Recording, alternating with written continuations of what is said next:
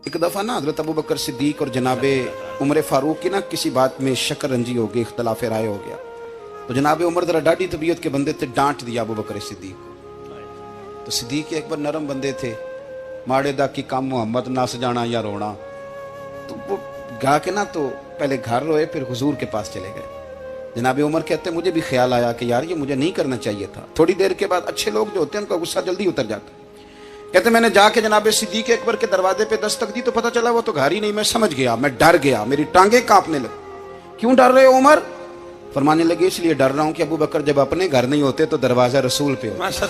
सारी बात तो सुना दी होगी। फरमाते मैं नबी पाक की बारगाह में पहुंचा, सामने अबू बकर बैठे हैं, पुश्त मुबारक मेरे करीम रसूल की काबे की जानब, चेहरा सिद्दीक अकबर की जानब, दोनों की गर्दनें झुकी हुई।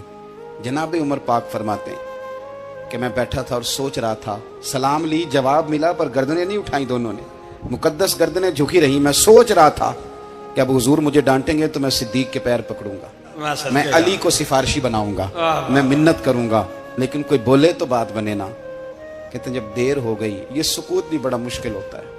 ओहो, अगर कभी वो चुप कर जाए तो ये भी बड़ा मसला है, महबूब भी चुप कर जाए।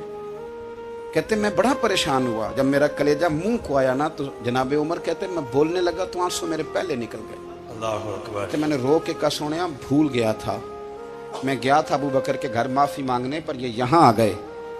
ये मेरे दोस्तों, इसे मेरी तकरीर ना समझना, मेरे रसूल पाक के ये असल लफ्ज आपको किताब में मिलेंगे। आप तब खातिब निसाद उठा के देखें।